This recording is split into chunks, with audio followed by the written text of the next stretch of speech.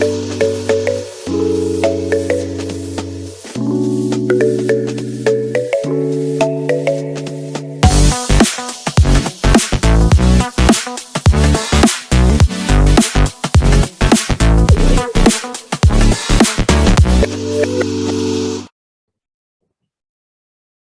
Guys, welcome back to my channel Bansal biology. आज हमारे साथ है Shweta, all the way Israel से, क्योंकि वो अपनी पीएचडी परस्यू कर रही है इजराइल में।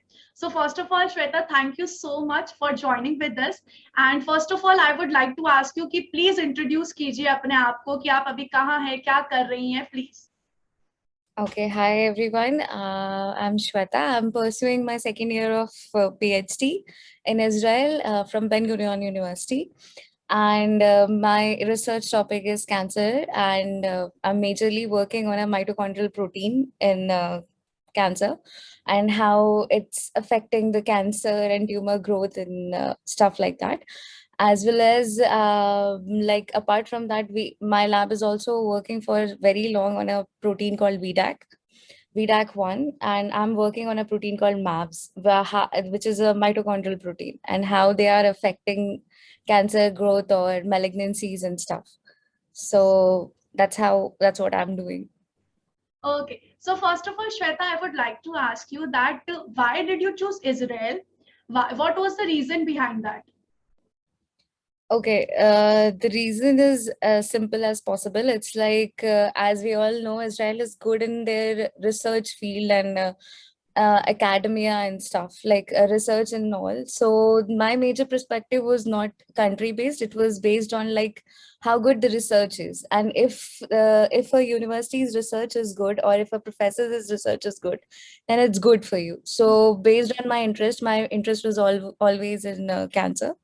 So I chose the professor as well as the university based upon that, where the best cancer research is going on. Okay. So that's how I choose it.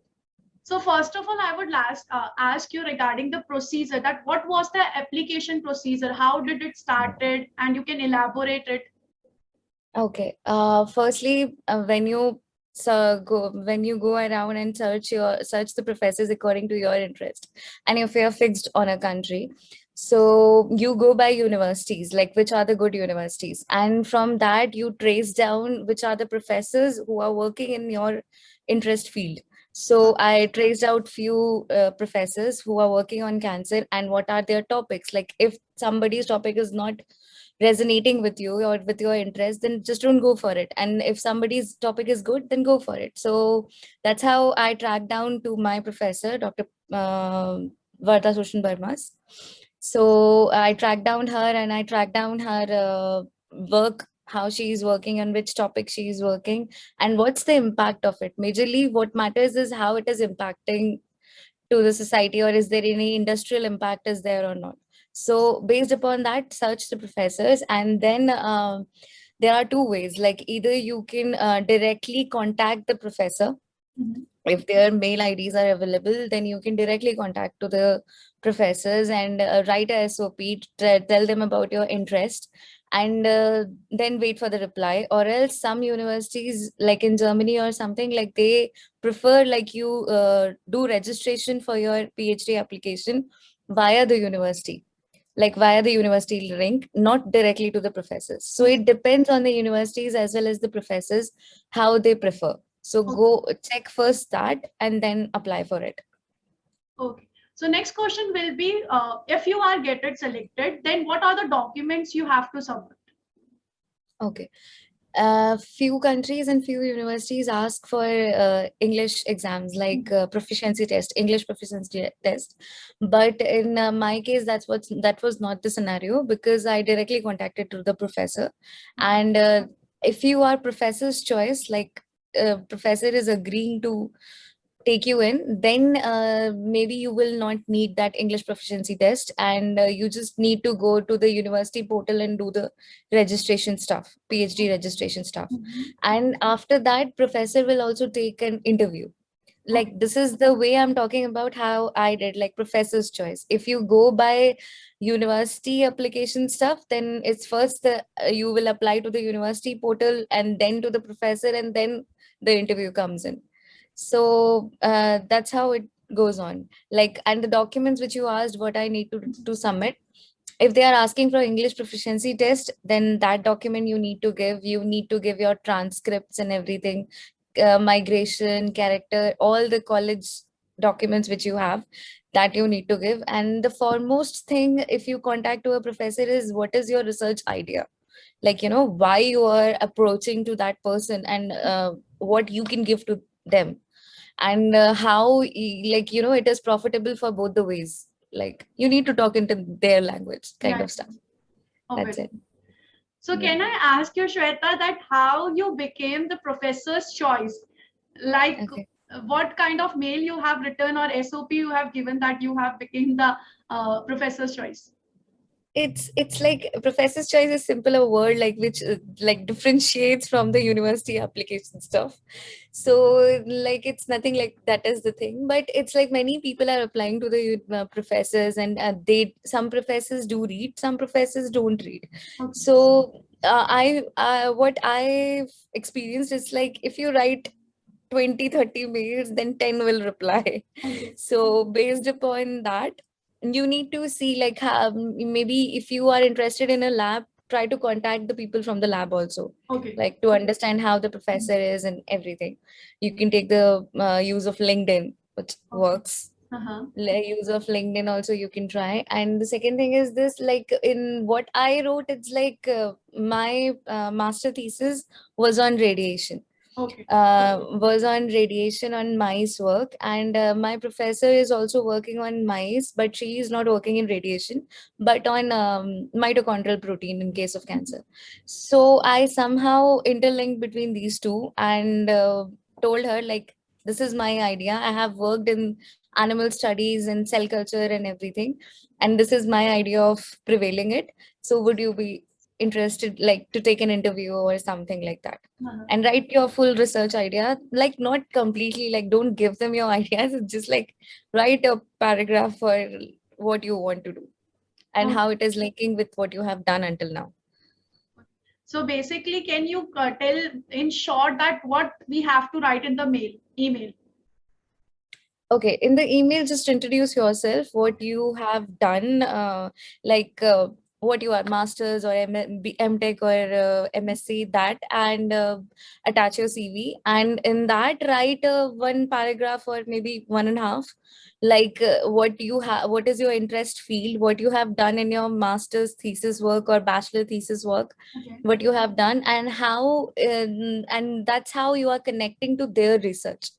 Okay. Like, if you have done, say, if you have done animal study, or if you have done some kind of cancer cell culture work, so tell them, like, I have done these two techniques, and I have done these work, and that's why I'm interested in your field, and I want to pursue along with you. So you can just write one and a half paragraph about that. This is the initial mail, like the very first mail. Okay. Then, according to the professor, you can talk further. Okay. And how to make the CV? Like, how to make it impressive? It's impressive. More than impressive is like accuracy. Like, Okay. impressive you can make it, like, if you go take any format from Google or something, like how people are doing, it can be impressive, make it but the important thing is make it legit. Okay. Like, make it legit and true, like, because sometimes people write a lot of stuff in their CVs, and when the professor takes the interview, or the panel takes the interview, it completely goes bad. So, the major point is, like, it's better to take, like, write the legit stuff, and write about your conferences and your exposure, basically, wherever you got your exposure, whether it is in industry, whether it is in research institutes. Write about your exposures and what you have learned in that. Like, just don't write Western blot and all these things. Just write, if you have worked for Western blot as a technique, like, but write, like, you need to write the techniques also, but you can write it in a way like protein estimation or protein extraction or stuff like this. Just Yeah. don't write Western blot, Southern blot, and all that kind of stuff. Yes, yes. That's it. So if a student is in MSc, what you will suggest him or her, what he or she can do so that he or she can improve his CV or her CV? What, like, any research idea or any conference he or she attend? What can he share? Yeah. Mhm. Like if you are MSc, I have done MTech. So Mhm. MTech, the things are a bit different. For MNC, the things are a bit different.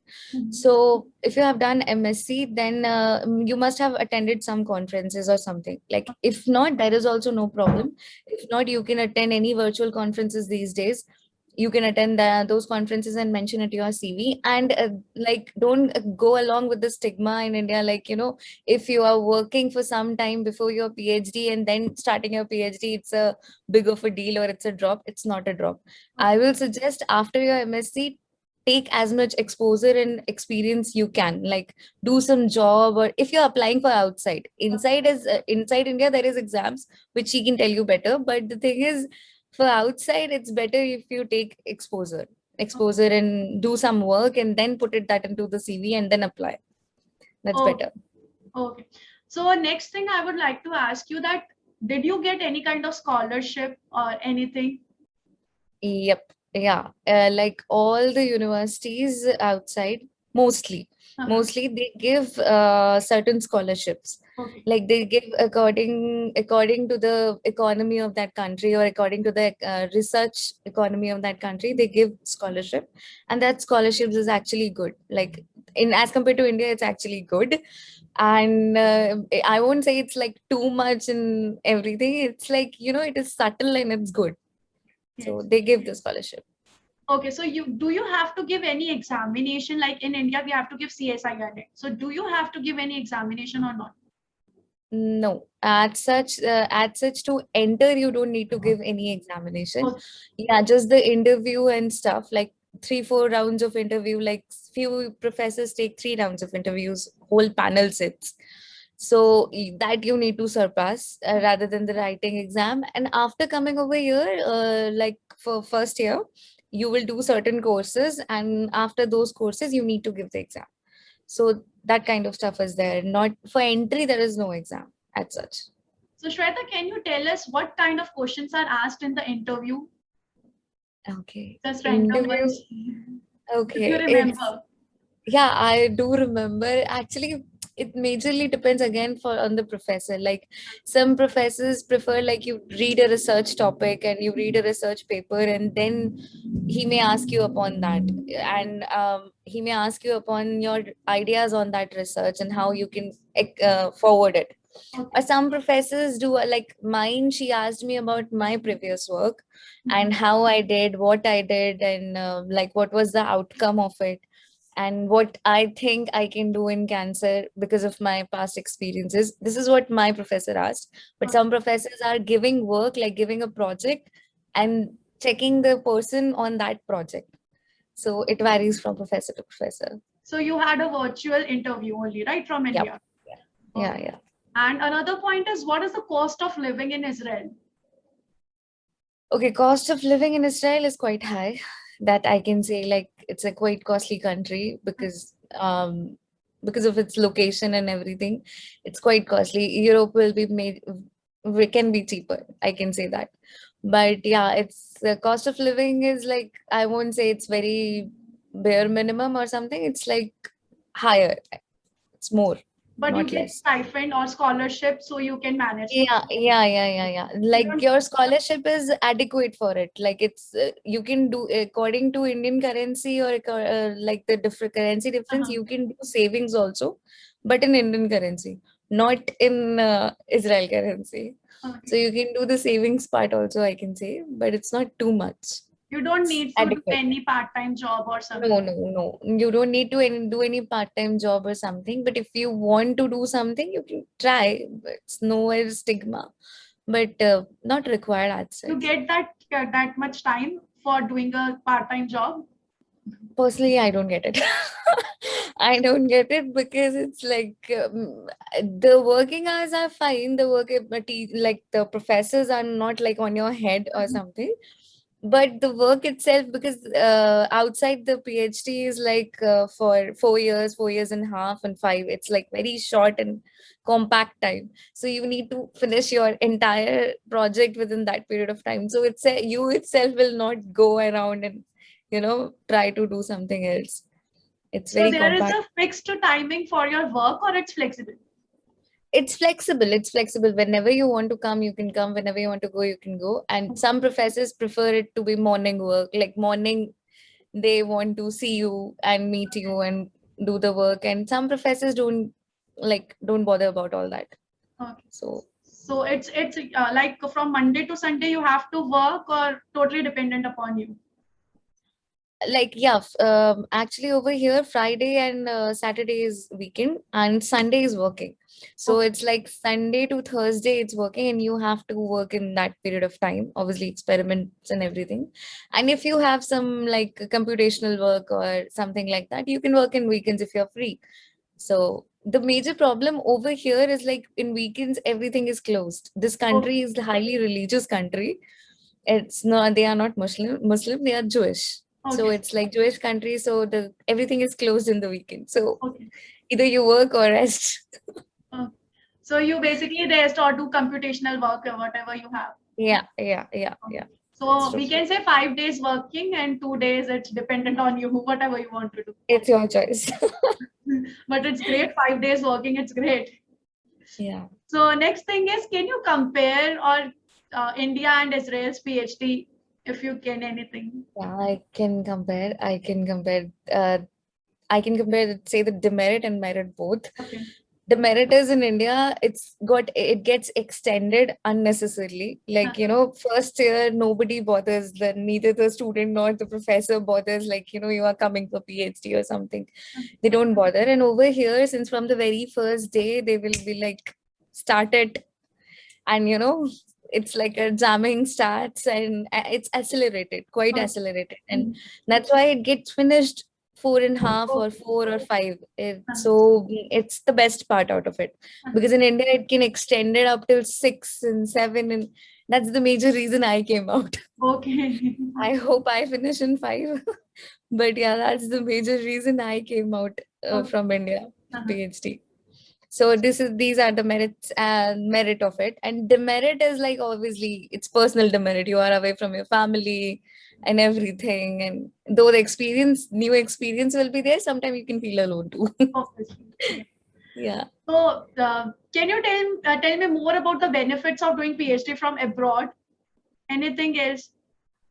Yeah, there is benefit, like if you want to go for postdoc positions and anything, like if you want to do a good postdoc position, so you already know the system. Like, outside the system is very different from India. So you already know the system, A. And second thing, you can like your approach to other professors in different countries will also be more as compared to India. In India also you can, but the thing is, like, to understand how to approach, it takes time.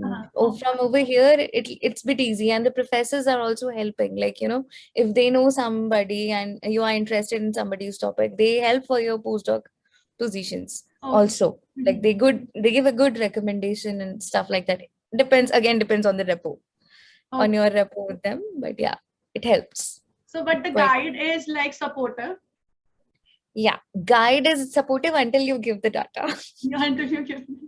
Okay. It's like very much, particularly this country, or I don't know, I didn't go to any other country, but yeah, in this country, the professors are like very much work focused, like work oriented, work focused. And if that is good, you are good. You are good. Yeah. It's nowhere personal stuff. In India, people are like professors, as they go personally, and they had that personal touch kind of a thing. That's a merit. That's a merit in India, but over here it's not like that. Everything is quite professional. Like I can say, my friends are also outside, so I talk with them also, and they also said the same thing. Like outside India, everything is so professional. It's sometimes very good. It sometimes gives a setback also. Obviously, yeah. I totally understood. Apart from that, Shweta, you have mentioned that you have written SOP also. So can you suggest what we have to write in SOP, and what is the pattern? What things we have to keep in mind? Okay. For the first mail, it's better not to write the SOP. Just write your research interest and everything. If the professor is interested, then they will ask to write like SOP, or they will give you some paper of theirs to read and write a SOP or something.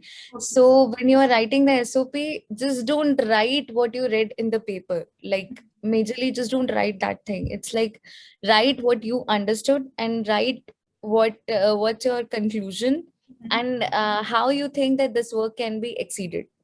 Okay. Okay, if they are giving you their paper and telling you to write the SOP. Okay, SOP is majorly your area of interest and how it is connected to their work. Okay. So while writing the SOP, it's better to keep this thing in your mind. So basically, how to write the SOP? Like you have to read a number of research paper, and then whatever you want to do, you have to conclude that, and what you have understood, you have to write that also. Yep. Yeah, right. Exactly. Like in the sense ki, like if you are reading their papers, like if they're asking for an SOP, just write about what they worked, like read about what they have worked and until now, and like make a conclusion out of it and correlate it with your interest or what you have done before. Okay. So it's like majorly 2.5 paragraph or 3 paragraphs max. But the thing is that should be very precise and not revolving around, just precise manner. Okay, so in 2.5 paragraph, and just you have to write just like we normally like writing any paragraph. So you just have to write that. Yeah, that's as simple as that. But the thing is, it should be very informative and precise. Like they don't want to know that what they have written in the paper because they have written their own paper. It's like what conclusion you have drawn and how you are connecting it with your stuff. So that's the thing. The next question will be Shweta, that how to choose a guide and how to choose a lab and how to know that what you want to do. So okay, see, again, that's what I said in the first thing. Firstly, or only like for MSc student or MTech student, it's better like if you firstly be aware of yourself what you want. Like if you are interested in research and academia and everything, then only come, because then only go for it, whether in India or outside. Go for PhD, because wherever in the world you are going to do your PhD, it will be like very much a big headache. So don't just jump into it because that's the only option you can find. Try to search for your options. Like you can go to industry and they pay very well, and there also they do research and everything. So if you have an opportunity, go there and work too. There are many research institutes also which they are giving like research associate positions and everything. Go and gain the experience, and after gaining that experiences, if you think that you like the research part, you like the academia and you can prevail in it, then only come for PhD. This will, I say, like this is very important. And in India, people like normally students really don't know that they have these many options and they can go there also. Yes. So A is this, and secondly, what you asked, sorry, I forgot. That how to choose the guide. Yeah. Yeah. How to choose the guide is again like what you experience you got, and if you find a professor who is working in that and it's interest you also, majorly go by your interest. That's better, because if you don't go by your interest and you come outside, the outer stress is already a lot, and if you don't like the work or the research of your lab, then it will be a mess again. Like it will be very devastating thing. So it's better to go by your interest and experience. This is one. And don't go like, as you said, how to choose a lab or a university or something. See, check the university rankings, all world ranking, like all over world rating, check it. Like my university is under 500, all world ranking. So if you are coming outside, and as we are Indian, it's really better to invest in coming, which is a good university, which has a good rank. Okay, like world rank at least. Okay, under 500.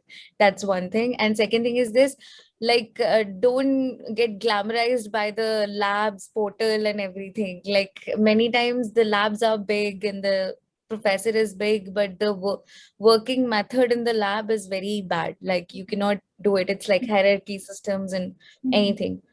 So that go to a lab where your interest is there, plus the working environment is also good. Like, you know, there is no hierarchy system. People go to Nobel laureates lab, and what happens over there, there is a senior research associate, junior research, senior scientist, junior scientist, and after everything there comes the PhD. So it's like you need to go through the all hierarchy, and your professor is all the time not available to, you know, sit with you and talk about your project and guide you or something, which is the major thing. So don't get glamorized about all that. Go for something which is like subtle and will help you in your PhD. Okay. Okay. Apart from this, are you facing any language barrier in Israel? Okay. Yes, a lot language barrier, but it's again depends where is the location of your university. Like if it is in a very big city and everything, it's still fine. Like Tel Aviv is still fine. There are many English speaking people, and near to the university is also okay because all are educated ones. But locally, like if you need some groceries, something like, you know, local stuff, in that case the language barrier comes in, and this will come apart from US and UK, which is English speaking countries. If you go anywhere, there will be language barrier. But some countries like Germany or France, they write in their application that you need to give a German exam. Like the preliminary German exam you need to give. I was previously applying for Germany. That's why I'm saying, like, they will write in their application that this exam you need to give. They take English proficiency test also, because India is also not officially English speaking country. We speak English because we were the colony of British. So they will ask for that English proficiency, as well as they mention that you need to write that exam. But in Israel, that was not the scenario. They didn't mention anything. It's just that after coming over here, you got to know that it's highly, like, you know, Hebrew speaking country. And another thing is, like, in case of documentations in banks and everything, over there also you can find problem if there is a language barrier. So keep all these things in your head before applying anywhere. So how do you manage in all these things? Do you have any friends or? Yeah, it's like a huge man. That's a biggest demerit, I can say. It's like you need to be dependent sometimes. Obviously, Google Translate is there, but yeah, for people there will be no translate. So you need to take help, or you need to ask, like, you know, I want somebody who is speaking English. Then only I can coordinate. So more or less you can manage, but yeah, it's tough. I can say on an average, like, it's 50% tough, 50% not. Okay. Apart from that, how's the work environment in Israel? Yeah, it's pretty good. It's really good, and everybody is quite focused and no, like, you know, less politics, I can say. Yeah. So it's a pretty good environment. Like, everybody is quite research oriented and quite serious about their work, I can say. Like, they are quite serious, and they are quite serious about their personal lives also. So it's like quite a balanced one. Okay. Quite a balanced one. But the work is very hectic. Work is very hectic. Yeah, work is very hectic because it's like everything will be compacted to 4.5 or 5 max. So it's like, yeah, it's very hectic. So someone who wants to complete his or her PhD in 5 years, so they can choose to go abroad. Yes, if you are really willing to do it, like, don't want to invest your life 6 years, 7 years, then it's better to come out. But yeah, for that, gain experience, and there is nothing called drop. So gain your experience for 2 years or 3 years in India. Apart from that, as a woman, I would like to ask you about the safety. Do you feel safe there, or safety? Yep.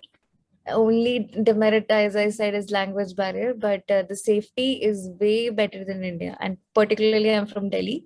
So for me too, it's like Jannat. Okay, so it's great. So very good.